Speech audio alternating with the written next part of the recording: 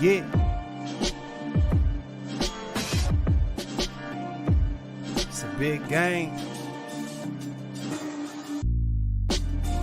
Who you know that got it behind the scenes like behind the O-line soon as the QB say hype. It's big game, big game. Analysis from the player's point of view. Injuries, big trades, player news. Yeah, sector competition, and he play with Tony Dungy. Better listen, I'm talking about Big Game Sports Buzz. Said everything you need and more. Yeah. Big Game Sports Buzz. I thought I told you once before. We call him Big Game James. Yeah, Big Game James. Big Game James.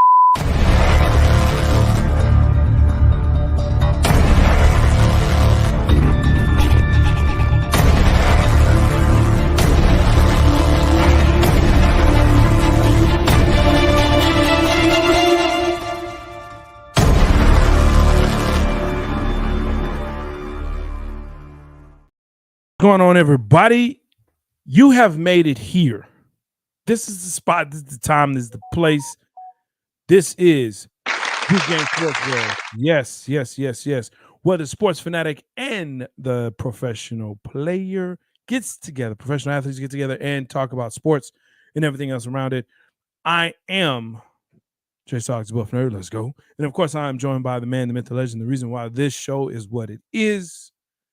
Big Game James. What up, dude? How you feeling? What up, man?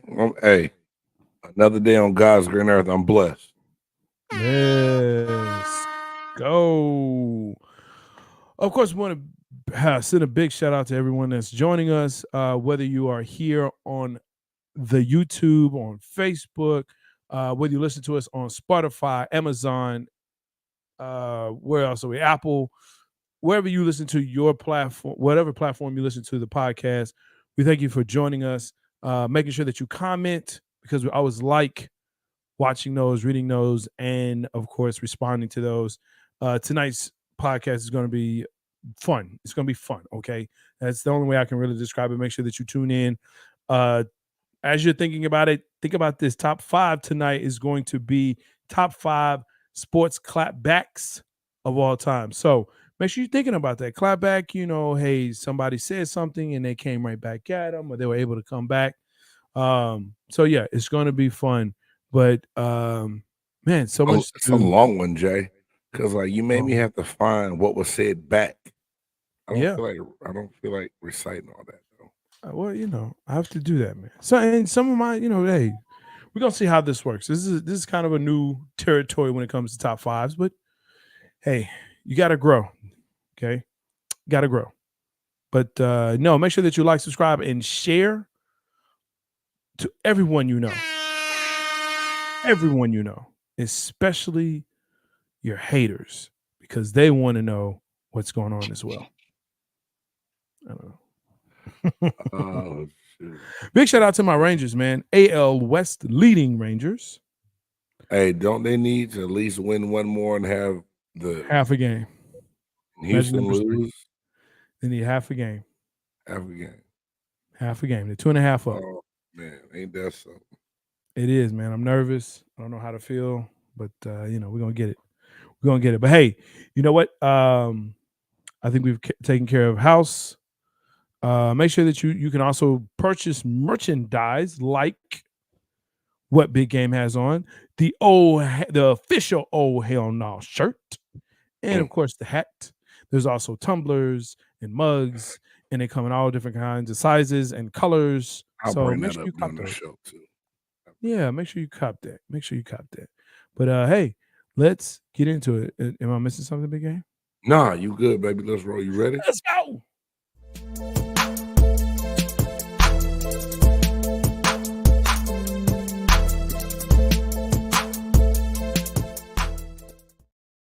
Man, they get a swig of that water. Sometimes you get some good water, man. It's like, oh, wee. Hey, I know these last couple of hot days, Jay, water been tasting like cognac on ice in the cup sometimes. Man, it just make you go. I'm telling you. Now, ain't nothing better than hose water, though. Are you trying to chew it? Hey, man, you know what? They might call CPS on you today if you gave kids hose water. Hose water is the best. And And notice, if you're listening to this and my southern draw is messing you up, when I say hose, I mean water hose. Let's just be clear. In different area codes. Yeah, I don't mean the ludicrous water. I don't mean the ludicrous water. I mean that good old green garden hose. That's it. Water hose. Because Right as a kid, it wasn't no Osaka, no Aquafina, no Dasani. And your grandmama said, you come in this house one more time, you're gonna stay in the house. That's it. Get some water from that water hose. Get it from the hose. Get that hose water. Get that hose water. All right, let's go ahead. Let's jump into this. Man, let's break it with the first down with the biggest news of the day. Dame Lillard signs with the Bucks. Traded to the Bucks. Let's say that it's traded to the Bucks, Milwaukee Bucks. Okay. And who they got back, it really doesn't matter. Okay. Look, they got some first round picks and they got Holiday. I was about to say, what's the breakdown? Because at first it came around. I'm in the coach's office today, and one of the coaches said, "Yo, my phone just said that Dame going to Milwaukee." So we go to ESPN, and it's not up yet. He's like, "Man, that's fake news," and we couldn't find it anywhere. 20 minutes later, another coach walked in and was like, "Man, can you believe what Milwaukee just did?" We go back to ESPN, and it's finally up that it's rumored to be a 3-team trade going on. Right, and they're like, what in the heck just happened? See, the NBA kind of pissed me off, Jay, because back in the day when the Lakers tried to get Chris Paul, when they had Kobe and Dwight, they couldn't do it. Now they're letting this happen with Dame Lillard. It ain't right, though. Yeah. So basically it goes down like this. Milwaukee Bucks agreed to deal with the Blazers and Suns, so it's a 3-team trade to acquire Lillard. Portland gets Holiday, Ayton, Mara. Yeah. They just sent him to hell. Yeah. And a 2029 Bucks first round pick. The Bucks pick and a Bucks pick swap. Phoenix gets Nurkic, Little, Johnson, and Allen. So really Phoenix didn't really get nothing, if you ask me. Okay. So I mean, I wasn't gonna ask you, but I was thinking the same thing. Phoenix really didn't. I think at the end of the day, it was all about, unloading some contracts and making some room, and they feel like they got their nucleus there anyway. With Paul and Booker, and KD. KD, yeah. Little calf. Yeah, little calves. So I don't know. Good luck to him. I just don't. I don't think this is that big of a trade, a big of a deal. They're like, well, can you imagine him and Giannis together? And who else? Middleton, who's always injured now. But they got Portis, they got Lopez. But that thing about it, Jay, that's what they had when they won it. But you have a better piece at the point guard position now. You don't think for the Eastern Conference that Miami and Philadelphia and Boston need to worry a little bit about this move? Nah. Philly needs to worry about their own team. Number one. Miami seems to always find a way. And look, I've been very critical of Spoelstra. Okay. Yeah. I really have. Yeah. I have. But I have to go ahead and say Spoelstra is a coach of the year type coach every year, because when you look at his roster and you look at the quote unquote superstars, okay, that are on that team, and people would say that oh shoot, I can't even think of his name now. Jimmy Buckets. Jimmy Buckets, yes. Butler is not considered a superstar of the league. He's a star, but not a superstar. Here we go. Yeah. But yet you make it to the finals.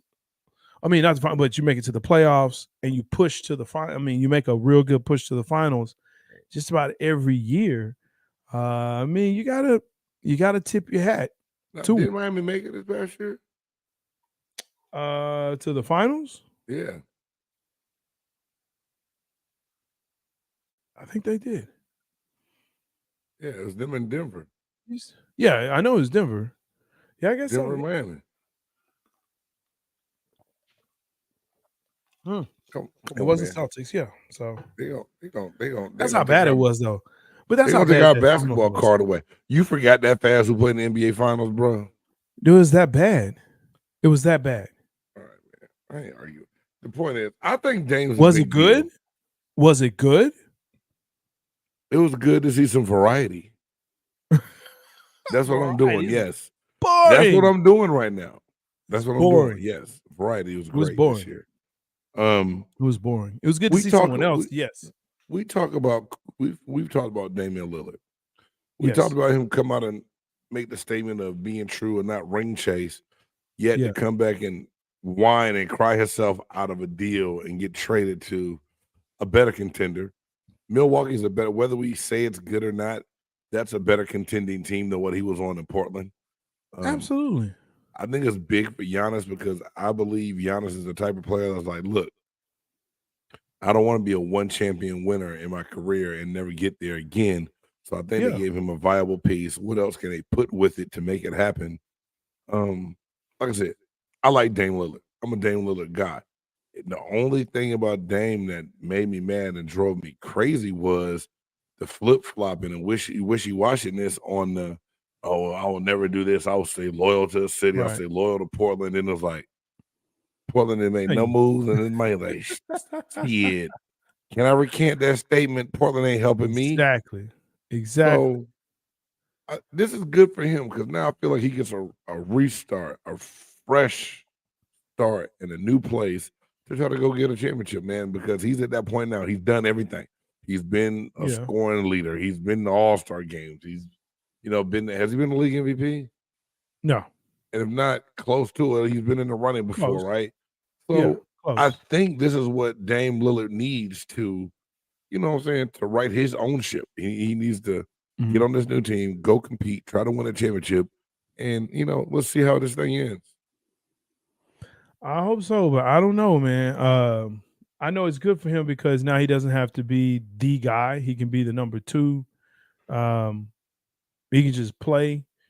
Giannis is well enough and has really put an ultimatum to the Bucks to say, look, I'll stay if I see that the front office is making moves for us to get better. Right. If not, then I'll have to weigh my options at that point. I like it. I like it. They try to please their superstar, and they get another superstar to come in there and play with them. That small market, they really gonna be going crazy. Yeah, because there's nothing in Milwaukee, Wisconsin, but the Bucks. What about their football team? That's Green Bay. It's close. It's an hour and a half away. It's close. It's close-ish. Hey, man, let's get this thing. Let's go to the second down. Let's get to the second down. Let's talk football.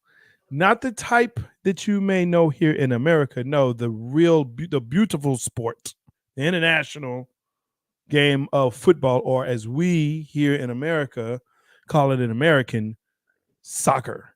So here's the deal. Messi is not playing again tonight. And the number that they're stating is that about 75% of the games that he's played, he's come out. Okay, he hasn't played the full game. He's starting to miss more and more games. He's breaking down because guess what, folks? He's old. Okay. But still, well, I mean, it is what it is. But he's still, the team is still, Milan is still drawing because of the fact that he may just show up. He may just be out there. He might pull a Prince and just go to go in the back door of the club and get on stage and play the guitar, huh? He might just show up and play rock star. Just wave. Just wave, Is this good for, I'm sure it's good for MLS, but for his legacy as we start to, I mean, I feel like it's solid, but his legacy is not changing, bro. One way or another, what he's done for the game of soccer on the international level to convert the amount of Americans that love the game because of this guy too, at that level that he's played, it's all good. He don't have to play another down in MLS, another down. I'm a football head. I just turned it down, and I know they play those damn 90-minute halves and shit. Another minute. He doesn't have to play another minute. Yeah, he doesn't have to play another minute. He's fine. He solidified himself of what he's going to be remembered as. I think MLS has done the best marketing of all professional sports this year. In the small window of time they've had it to market him, they've maximized the opportunity to make it about them and to help the growth of the game.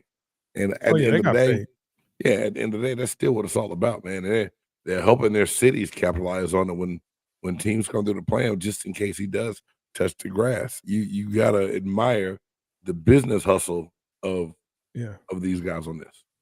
Yeah, I mean, he's been kind of a bully, so I'm kind of glad that he's been kind of bullying people out there. And maybe it's just the fact that it's an international game that he's bringing here to say, hey, you're not finna get on me like that. When you say that though about the legacy, it kind of reminds me of Jordan in Washington. Like, no one really thinks about that.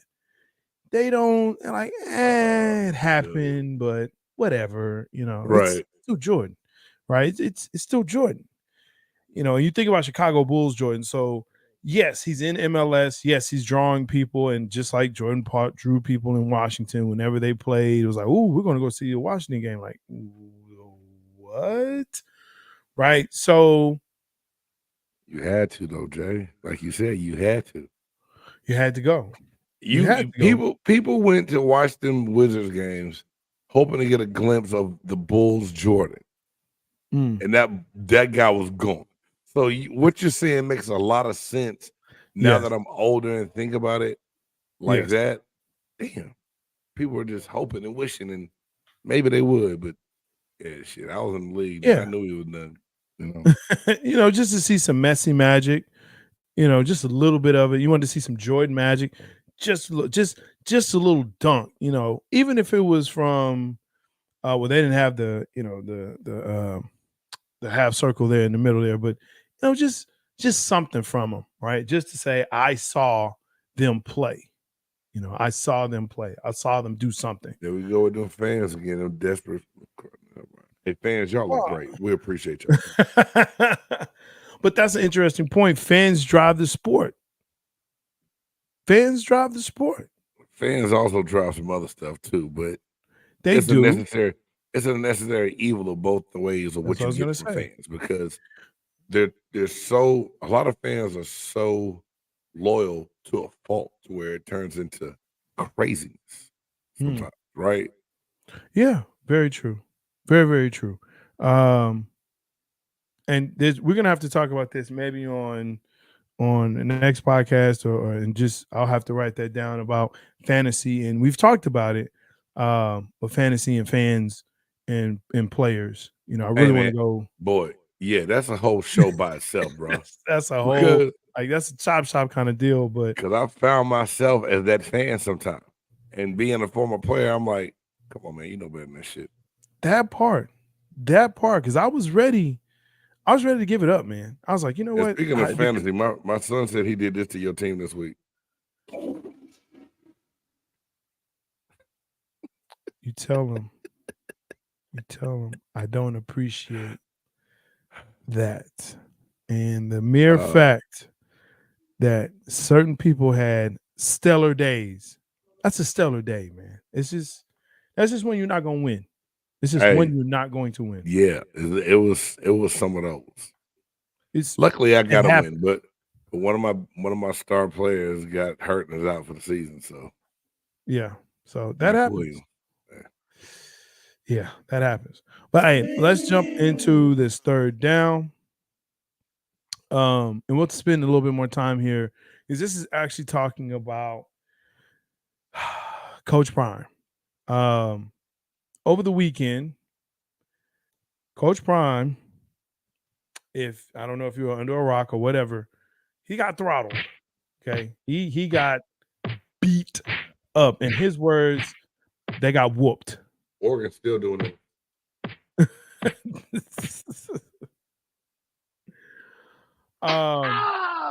Yeah, to the point that they were going for 2 every single time. They were going for 2 points every time they scored. Hey, go ahead. No, ask your question. Well, I was just going to. The question is, are we starting to suffer from Deion/Coach Prime exhaustion? The Prime effect. I'm not going to call it exhaustion because this is the thing. If you're a fan of what Deion has been selling, you're a fan of what Deion's been selling. That's not going to change you.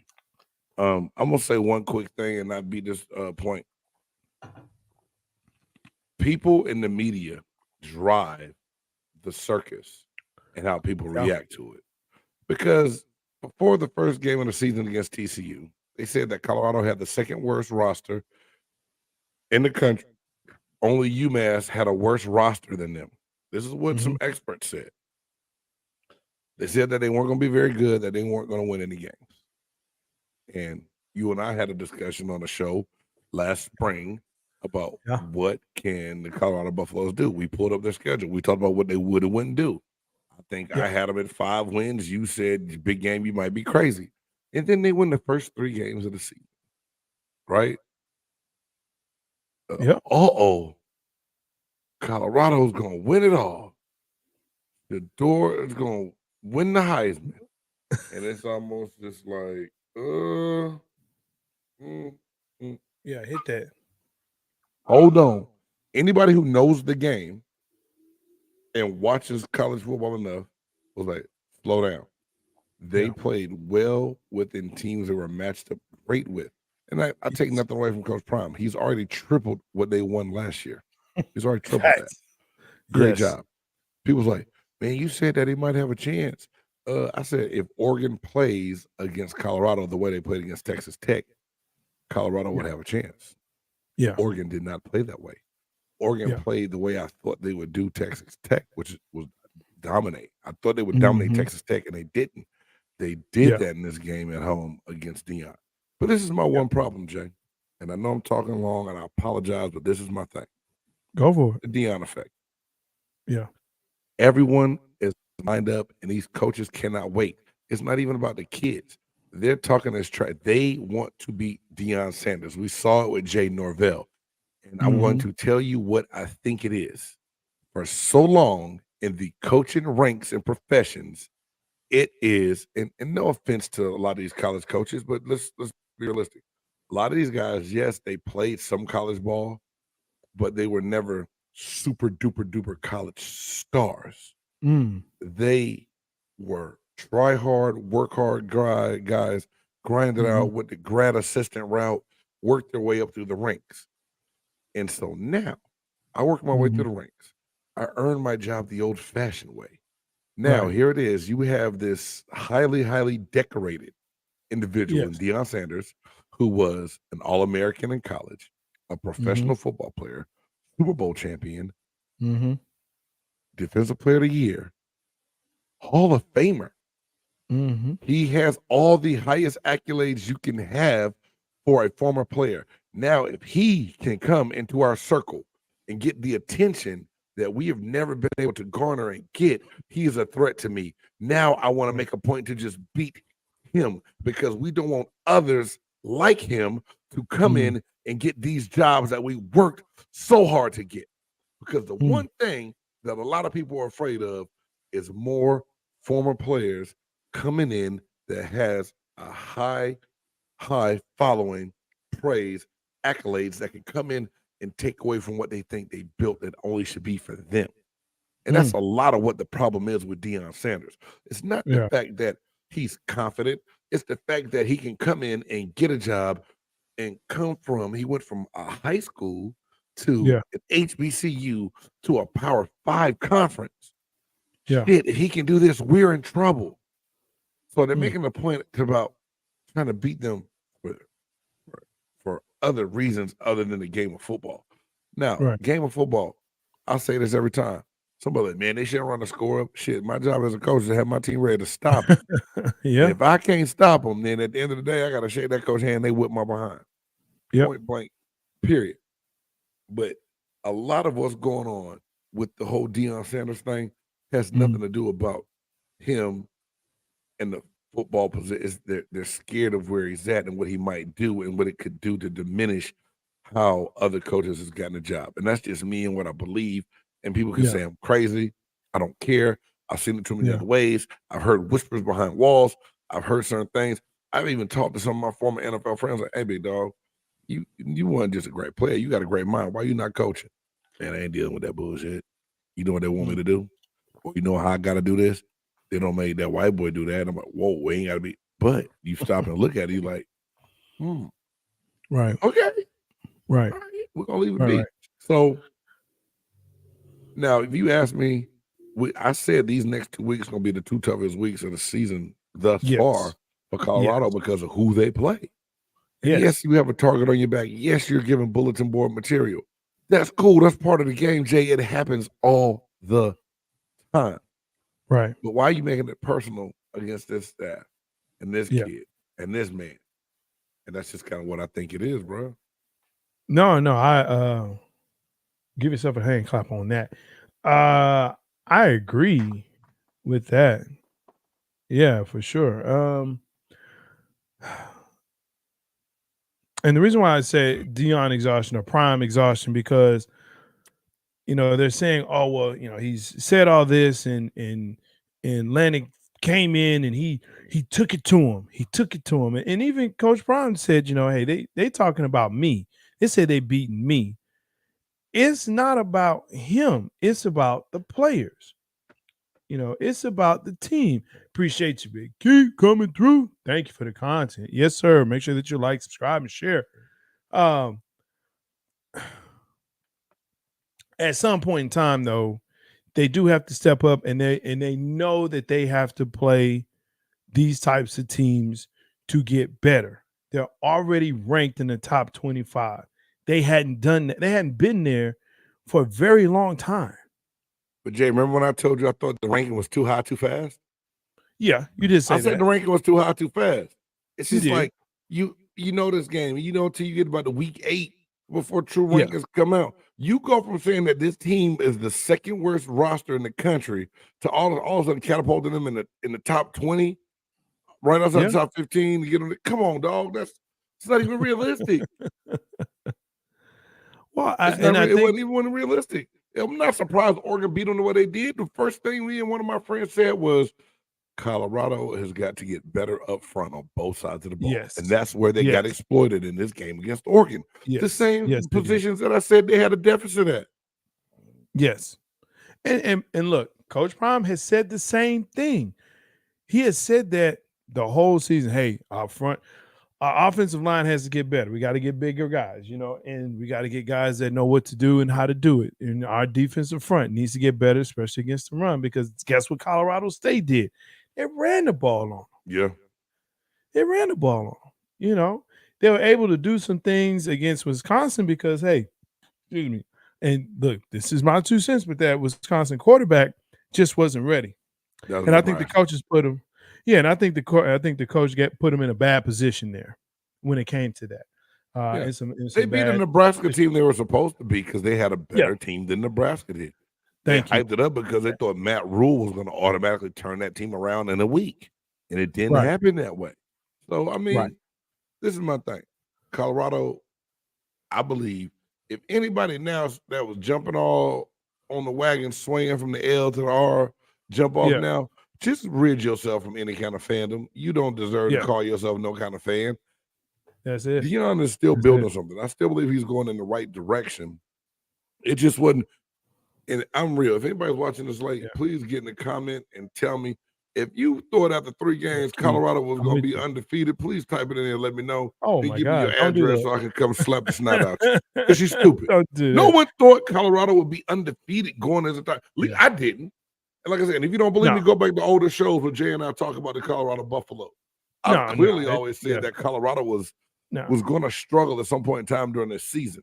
They started hotter and faster than we thought. Yeah. And yeah, media loves to lift you up so they can tear you down, Keith. You're exactly right. That is what they do. Because they have to have headlines. It's just like, it's kind of funny, but the Oregon coach says, they do this for clicks. Guess what? So are you. So are you. Hey, if anybody out there, and see, that's why I was going to do that individual piece. Because Oregon coach, Matt, I don't even know your name, whatever. You full of it. Because if you don't think Oregon does it for clicks, go look at all the social media pages. Every school in the country, knowing how they have to recruit kids, has a social media presence. So if you have a social media presence, guess what you're trying to get? Clicks.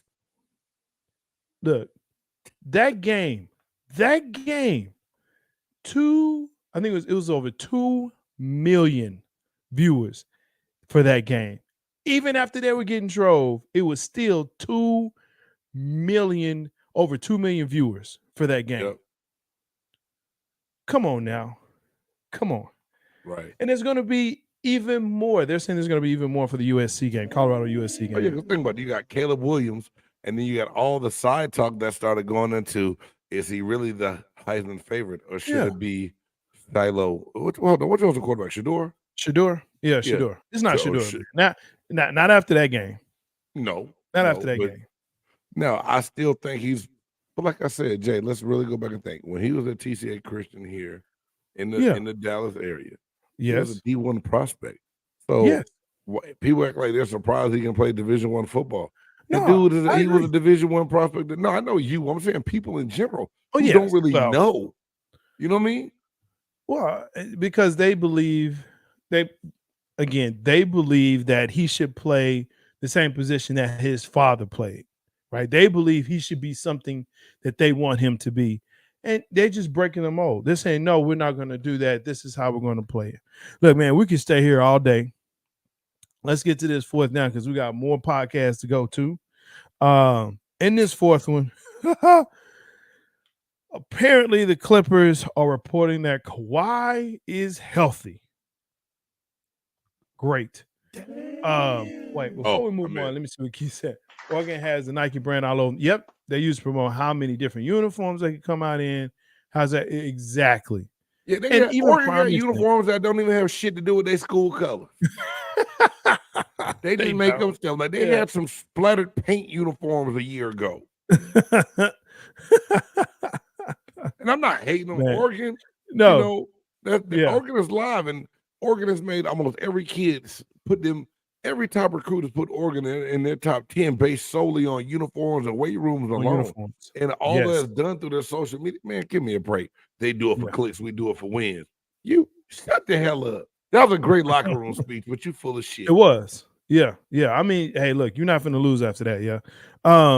Anyway, going back, fourth down, Kawhi is healthy. Look, does that make the Clippers a contender? Hey, Jay, I heard something today real quick. I'm going to let you give your, because I know you're going to hit a good one, because you break it down pretty good when it comes to those Clippers. Somebody today said that they compared Burger King to the Clippers of the NBA. Will always be around, can be a solid go-to if everything else is just too far out of reach, but will never win you over. Wow.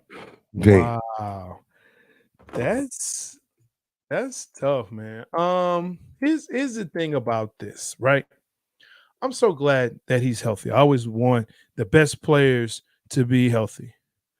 But I'm just curious, who else is on this team? Who else? Paul George. It's Paul George. He's Paul George. I mean, you just asked me. Anyone else? Yeah. Here's the thing. I'll run it down for you. Go. You got Zubac. Yeah. Ivica Zubac. Okay, sure. Yeah, whatever. Terrence Mann, Amir Coffey, Nicholas Batum. Man can play. Okay. I'm just saying. Thank you.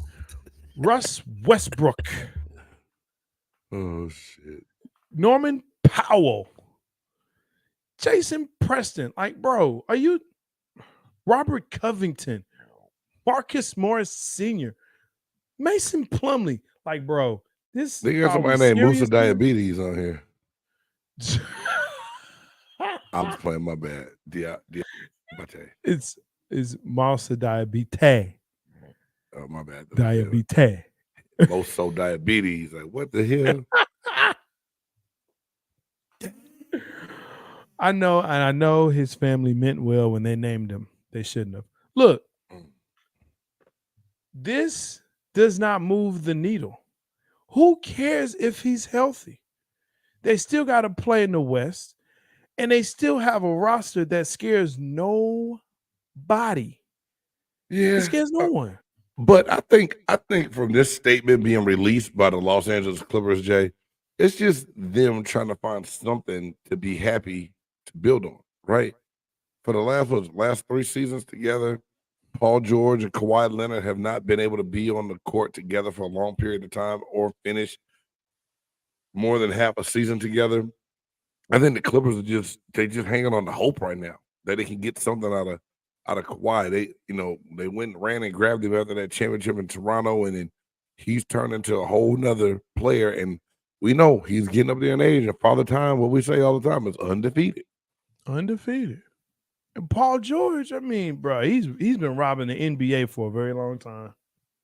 He's been robbing these teams for a very long time. Sitting at $42 million. We're just robbing them. Put the money in the bag. Just robbing them. And then you got Russ Westbrook. Well, look, he is who he is. I think he gets a bad rap a lot of times just because of how he, deals with media and fans. Well, he's done it to himself. Yeah, I'm okay. I think there are moments when people push him just to get a reaction, just to get clicks themselves. I got a question for you. Go ahead. For so long now, after that Chop Shop episode, we brought up superstars and all-stars. Where do you now rank Kawhi Leonard at this point in his career? Ooh, gosh. Ooh, yeah, crazy, right? Maybe star, maybe. I mean, I'm not checking. Here's the issue. Number one, he plays in the West. So if I'm looking at the West, obviously LeBron is still there. Say what you want to, it's still LeBron. I'm not even talking. What's going on, Big Wallace? What up? Wallace. Of course, you got Jokic. You got Murray. You got Booker. You can say what you want to about Booker. He is who he is. He is what he is. I don't hate Booker. That's A. Reed. Yeah, well, That's A. Reed. True. That's very true because they look alike. You also have Steph. Yeah, for sure. And you got Clay. I mean, out of that whole West, you got shoot, my guy, Luka. I mean, dude, you got Kyrie. There's still people in the West. Go ahead.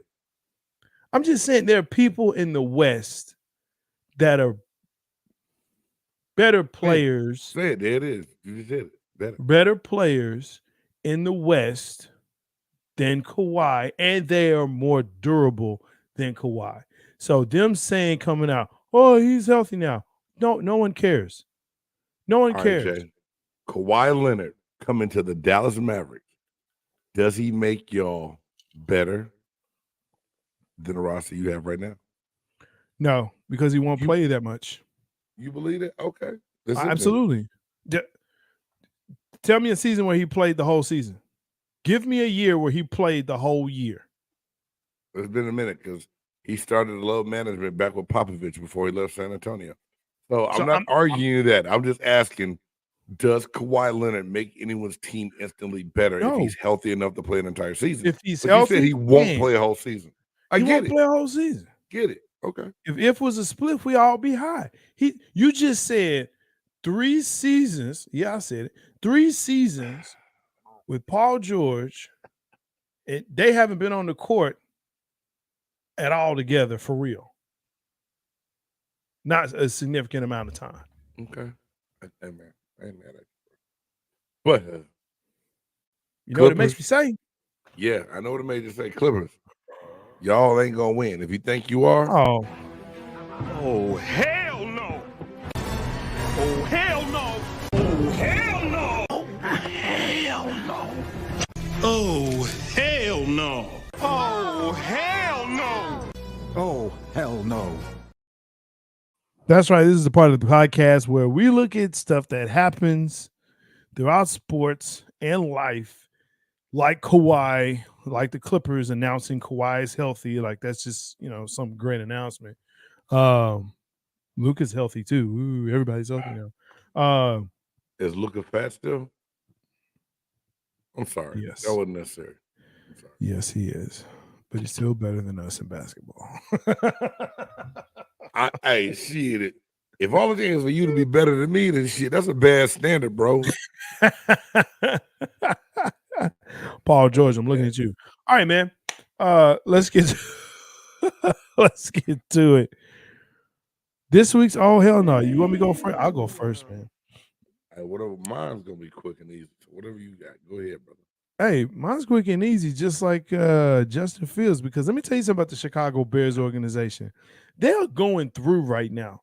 It's not bad enough that Justin Fields called out their coach. It's not bad enough that it looks like they're tanking, but they're not. But they are, but they're not. But apparently 2 weeks ago, they had a robbery, a theft at the stadium. Some people broke into the stadium and stole $100,000 worth of equipment.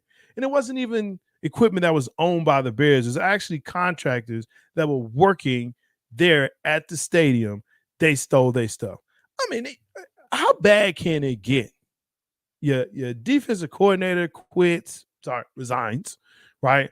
And there's some kind of allegations going on there as well that is coming out of Chicago. Hey, man, I know Allen, man. He's a good dude, man. I hear you, but look, the streets is talking. The streets is talking.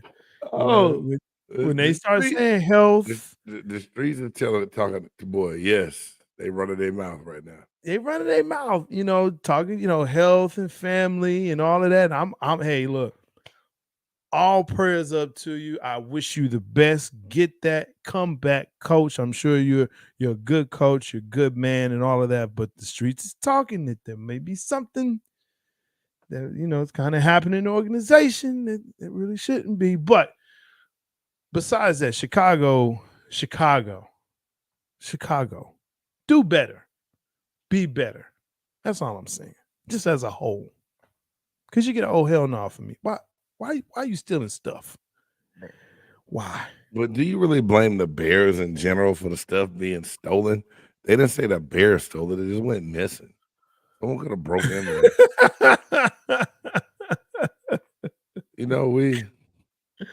we ain't gonna generalize all things. Are you tired of it already? It happened 1 week, man. Maybe 2. Travis Kelce and Taylor Swift. Oh man, come on. Hey, I'm with Keith. That's a whole publicity stunt within itself. I'm not buying it. Did you see the thickness that Travis Kelce was with prior to Taylor Swift? Man, now he with olive oil. She was amazing. But but you know what though? I'm gonna say it like this. Yeah, her tour was supposed to be just nationwide. Now it's worldwide, right? And it's coming on the heels of this whole thing. Kelsey's jersey just went up like 400% after seeing her there. Jerry Jones was on the radio today talking about how it was great for football and clicks and people watching and how her demographic is coming over to watch football. So yeah, it's a man. Look, I guess I don't know. I ain't buying that shit with your money. You give me some money to buy it, I'm gonna keep it in my pocket. I don't know. I feel like Kelce is safe because he kind of talks like a brother, but he's not a brother. Can I say that? Well, I just say that. I just said it. He kind of gives that vibe, but not all the way. He let the one white homeboy everybody got. So he's safe. Everybody had that one white homie that was cool. I got a like couple of them. I love the fact that his brother's hating on him. Yeah, but it's funny because his brother like a straight the other Kelsey like a straight Billy Bob compared to him. It's night and day. Yo, Keith, that's right. Demographic's 14-year-old girl. So hey, if you got a 14-year-old daughter, hey, Daddy, let's watch the Chiefs. Keith is not lying. The other day in the gym, they like, Coach, can we listen to some music in the weight room? I said, nah. I said, sure. And I always go, don't ask me to play nothing. I'm gonna play my playlist. I had some old 90s something on. And it was like, this one little girl's like, Coach, can you please play something for me? I'm like, oh, she cool. Yeah, sweetie, what you want to hear? Taylor Swift. My mouth. I don't listen to no. I don't even know how to. I don't even know how to play Taylor Swift. I don't know how to oh shoot! I played it. All the girls in class went crazy. I was like, crazy. This has got them kids brainwashed, bro. Crazy, man. What's your old hell? No, I'm sorry, bro. Thank you, Keith. Though I had to put that in. Good. There. No, that's a good one. Good stuff. That's even better than mine. I got a quick oh hell no. My oh hell no goes out to the Notre Dame defensive coordinator for 4th and goal with 4 seconds left on the clock. You overload one side of the defense of the offensive line. You have nobody in position. It was funny. We're watching the game, and I looked at my son. I said, "Hey man, I said I'm running the ball to the left." I said, "There's nobody over there." And he's like, "You can't run the ball with 4 seconds left." I said, "Look at the defensive line. Everybody's on the opposite side of the center." I said, he can fall for a touchdown. They ran the ball. They got a touchdown. Notre Dame loses. And it's just, oh, hell no to me because you call the timeout to kind of see what they're going to come out in. Then you come out in a formation where you overload, don't know what you're doing to try to – I don't even know what you accomplished by doing that. I've never seen that formation ever before in defense in my life, and you lose the game. So the Notre Dame defensive coordinator, you get the big, oh, hell nah from me this week. He should get double because he only had 10 men on the field. That's a twofer. And how about that wasn't the first time that game that happened? It actually happened before when they had a big reception. There was 10 men on the field then. Now the Coach Freeman takes the blame, but dude, come on. Yeah. 10 men on the field. You have a man upstairs that's supposed to count every time and let you know. 10 players. And they're like, Coach, we don't have 10 players. We don't have to. Hey, go for it. You're good. We don't want a penalty. At 11, the guy's a bum anyway.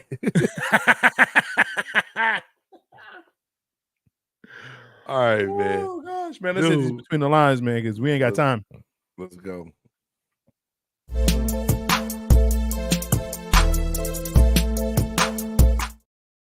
All right, so between the lines, hey, let's go ahead and let's just, get to the thing that everyone wants to talk about, I'm sure. All right. Yes, the Dallas Cowboys lost, okay? And they lost to a very, very bad team, okay? It was an 0-2 team with Josh Dobbs starting. He got his first start and win of his career against what some believed, myself, against the number one defense in the league. They looked quite pedestrian, okay?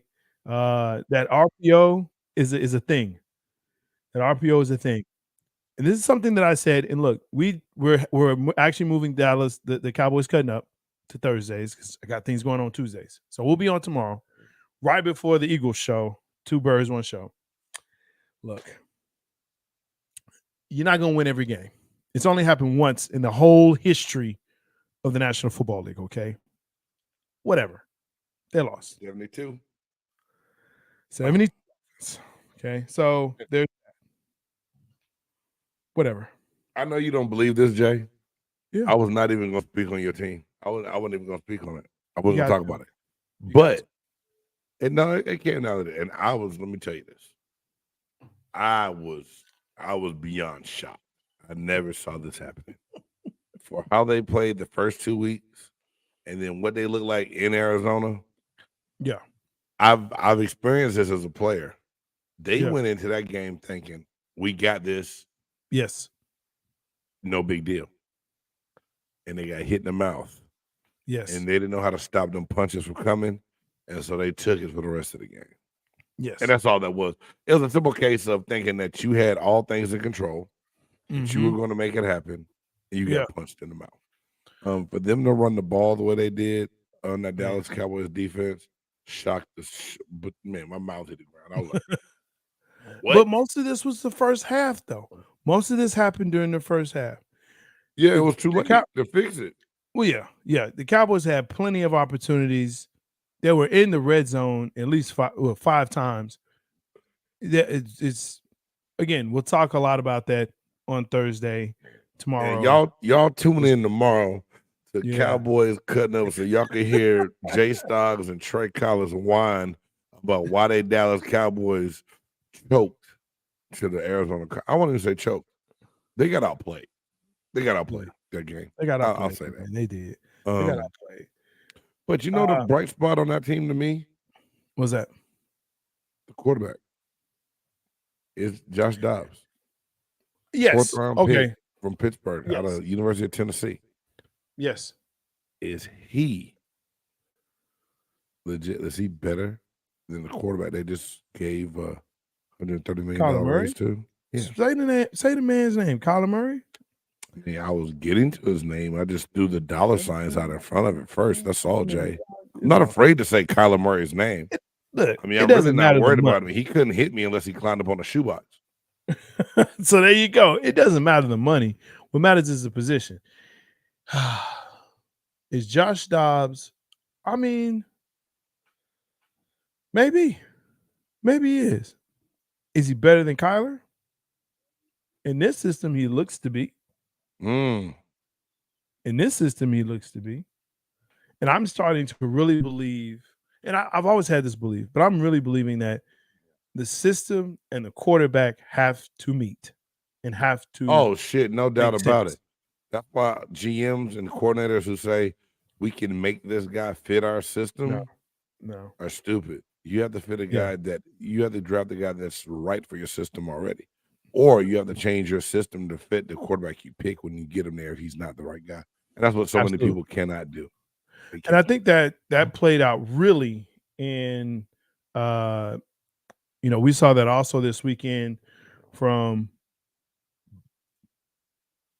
Pittsburgh. Okay, Dobbs is actually a rocket scientist, bright dude. And sometimes it just takes having a good opportunity and a good chance with a coach that's willing to see what you can do, because there was a lot of RPOs. Josh Dobbs can run the ball. He's got a good arm, especially when they're wide open, right? So, hey, throw the ball, run under it. There you go. So, no, absolutely. But I was going to actually talk about the Miami-Denver game. 70. Originally that was my old hell no, Jay. Yes, I can definitely see that. And apparently Denver they've only scored 69 points this season. So Miami in one game scored more points than Denver has in 3 games combined. Like, that's crazy. Is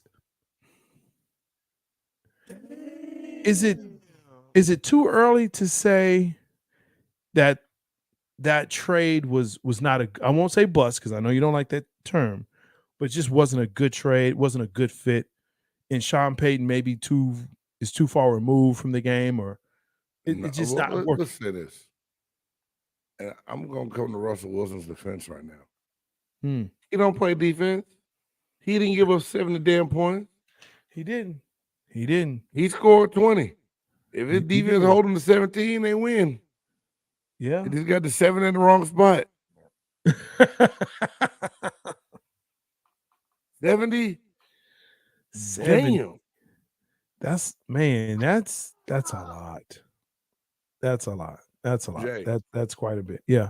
Someone said this to me today. Yeah. They said, hey, man, the Miami Dolphins are fun to watch right now. And sure. I was like, when was the last time you heard anybody say that about the Dolphins? Marino. Marino, yeah. Marino. Oh, you got to go back to Dan Marino. That's how long it's been. Maybe Ricky Williams. Yeah, Maybe. okay. I give you that.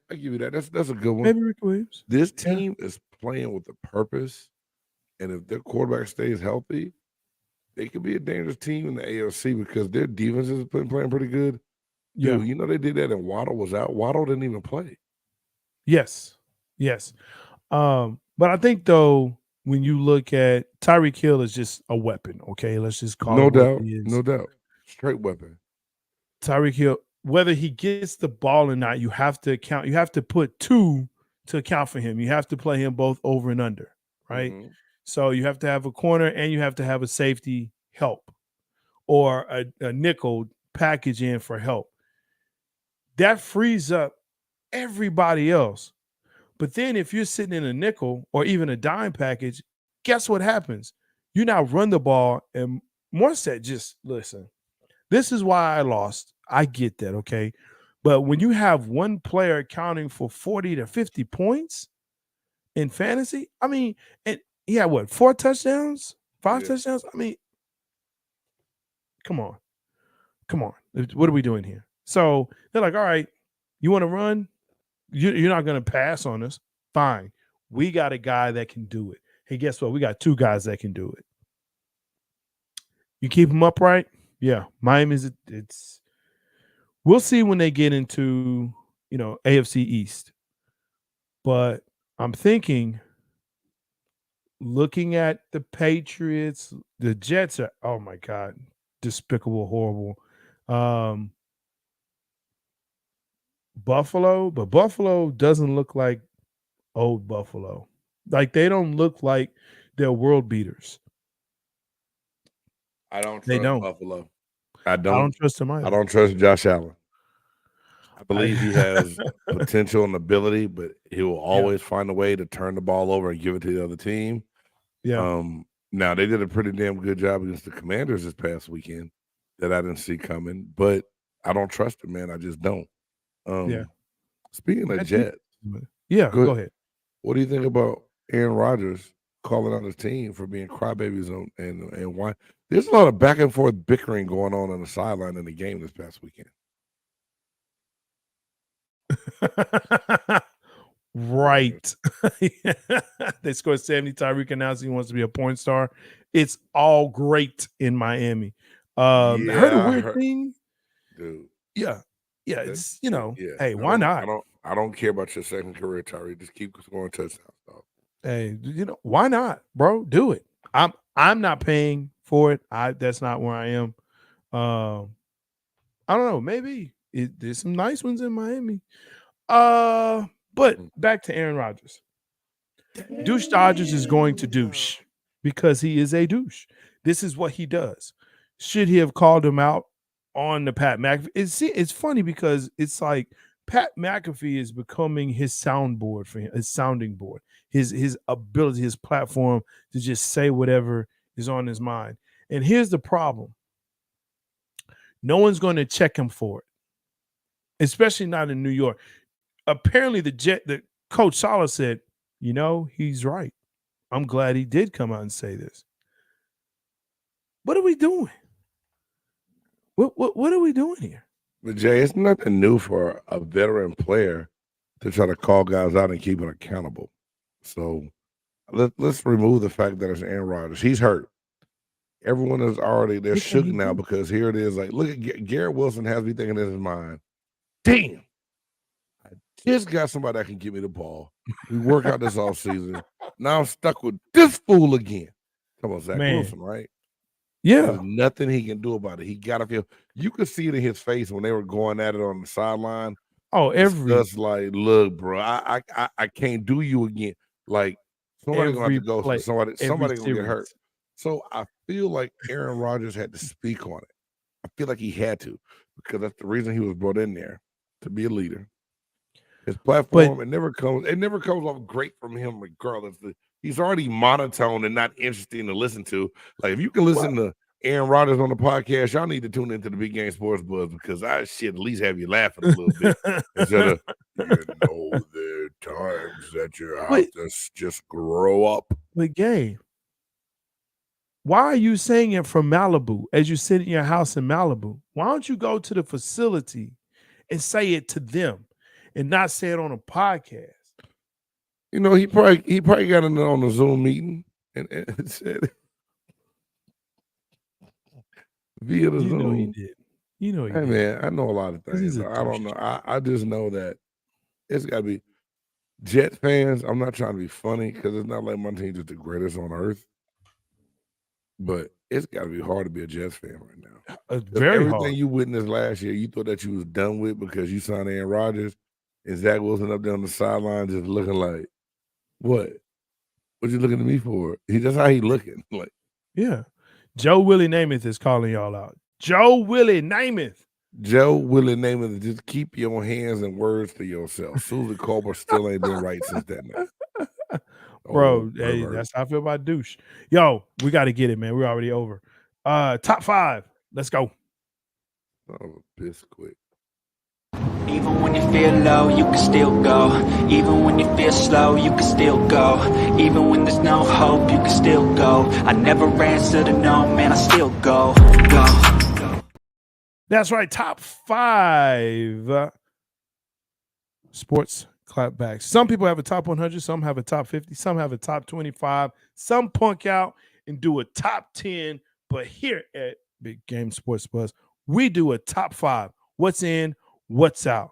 This week, top 5 sports. Let me say it. I sound like Lou Holtz, don't I? Sports clapbacks. Speaking of, man, I know you're looking at me like you hated this one. It was not your favorite. And nah, I would. All right. It's all good though, you know. Quick.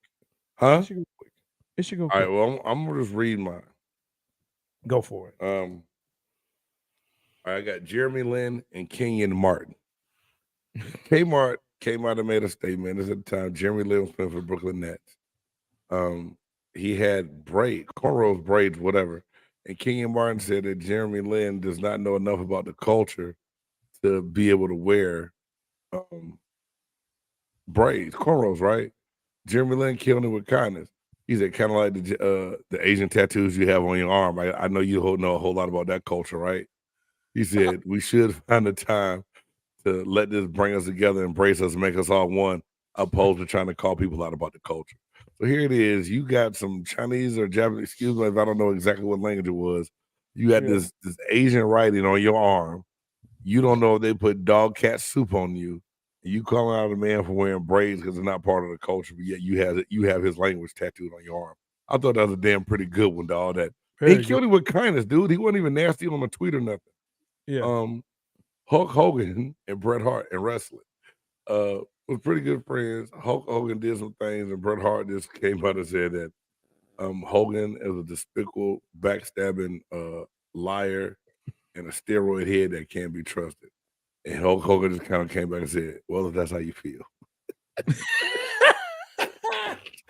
Like, he didn't get his satisfaction, dog. Hey, if that's how you feel.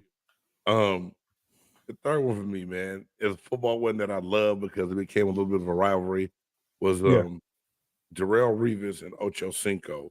And, you know, Ocho Cinco said that he was going to come to the island. And he made some kind of crazy like, I'm going to come to Revis Island and show y'all something that y'all never have. Y'all going to have an escaped convict going crazy with catches on the island. Darrelle Revis played him, shut him down. And he said, I had a dream that I handcuffed all the inmates on the island. So they kind of just went back and forth, man. Just, you know, Darrelle Revis did a lot of his speak with his play. And just for that to happen was pretty damn good. My next one, Shaq and Jalen Rose. I actually found this looking up some of these things, trying to find some more today because I couldn't remember a lot. It's kind of when Shaq was with the Celtics at the end of his career. And Jalen Rose said Shaq just didn't look the same. Shaq says, Jalen Rose doesn't have the audacity to tell me what I do and don't look like, what I can and can't do. And Jalen Rose simply came back and said, I'll call it how I see it. Soft is soft. So he made the diesel soft, man. And then number one, this one here wasn't just a clapback, but it's just pretty much the fuel and insult. And this probably would have led neither one to fight. Kevin Garnett made a statement about Charlie Villanueva when Kevin Garnett was still with I think he was still with the Timberwolves at the time, and Charlie Villanueva was with the Detroit Pistons. And they get into it on the court talking trash. He said, "Man, shut up talking to me. You look like a cancer patient." And Charlie Villanueva has alopecia, so he has no hair, no face, no eyebrows, no hair, no nothing.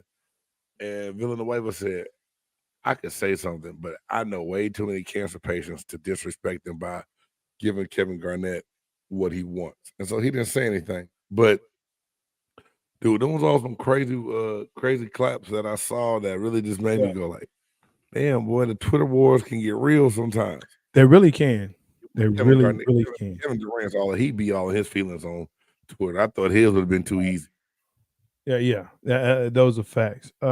Very good, sir. That's amazing. You did that, man. Let me start out with this one. This was actually a question that was posed to Kobe Bryant. And he said basically, and it was talking about someone asked him if he should take a day off or basically load management. He said, "I've never been approached by a coach and asked to rest. They know better than that." Yes, sir. I feel like the Mamba could do it, dog. Nobody can say that like Kobe. Yes, sir. Rest in peace, Kobe. That damn, that's the Mamba right there, baby. That is it. So apparently there was a time, if you know Snoop Dogg, he's a big Pittsburgh Steelers fan. Don't get it. He's from Long Beach, but he's a Steelers fan. Goes on to Twitter, right? And actually on Instagram, posts a video, basically saying F the Ravens after they beat the Steelers. Of course, the Ravens Twitter people were, saying, "Oh, really?" Dug up a picture of him at Ravens practice with Ray Lewis wearing Ravens gear. Awesome. Wow. Love it. Gotta love it. Hadn't heard much from him after that. Let's see. Recently, Coach Ryan Day, we talked about this, after Ohio State beats Notre Dame, comes after who? Lou Holtz. Why? Apparently, Lou Holtz said that Ohio State was not strong enough, to beat Notre Dame. They didn't have the will enough to beat Notre Dame. The team just wasn't there. Well, apparently, Ryan Day after the game says, "You know what? We are strong enough. We are, that good, Lou Holtz. So take that." I don't know. I mean, hadn't been able to beat Michigan. Apparently, that's the thing. Man, Lou Holtz like 200 years old, dog. Yeah, dude. Hey, you just gotta look at what he says that he see now and let him say it and keep playing ball, bro. Bro, they were literally holding him up at the game. You ain't gotta clap back at Lou, dog. He hanging on, man. He got a toenail in the grave, bro. Let him make it, dog. Let Lou make it. Oh my gosh. Oh Jesus. This happened last year during the playoffs. It was a very sad day here in Dallas. Apparently, Micah Parsons was saying that they were ready for San Fran. That's who they wanted to face. Of course, San Fran goes and they beat the Dallas Cowboys. And Debo puts out, basically a message saying, "Now, who did you want? Who would you want? Yo, check what you're saying, blah, blah, blah." Right. So, Debo claps back. I remember that one. That's a good one. Yeah, he clapped back at him. And, Parsons, the only thing Parsons could come back and say, "Well, what did you do? But congratulations on the win." Like, yeah, but they won. So not much there. Finally, listen, everyone saw this last year. There was a lot of ruckus about it. But it was Girl Reese from LSU and Caitlin Clark. Oh, my God. Caitlin Clark had been yapping, right? And, of course, they get to the game. LSU wins. She starts pointing to the finger, saying, "Hey, who about to win that chip?" Yeah. So there you go. That's a great one, Jay. That's an instant classic right there. The Caitlin Clark and Angel Reese was an instant classic, bro. For sure. Instant classic. Good job, man. There you go. Hey, I'm J-Stogs Buff Nerd. Thank you so much for joining in with us, staying with us, sticking with us. Make sure that you comment. Make sure that you like, share, and subscribe. Yes, ring the bell. Let you know when we have our cast coming on live. You can always come in and join with us. Tomorrow we're going to have Cowboys Cutting Up at 8, and we'll have Two Birds, One Show at 9 Central, 10 p.m. on the East Coast. Hey, man. Good job. Thank y'all for tuning in. Until next time. Peace. Dope. It's a dope groove. Yeah. It's a big game. Who you know that got it behind the scenes like behind the O-line soon as the QB say hype? It's big game, big game.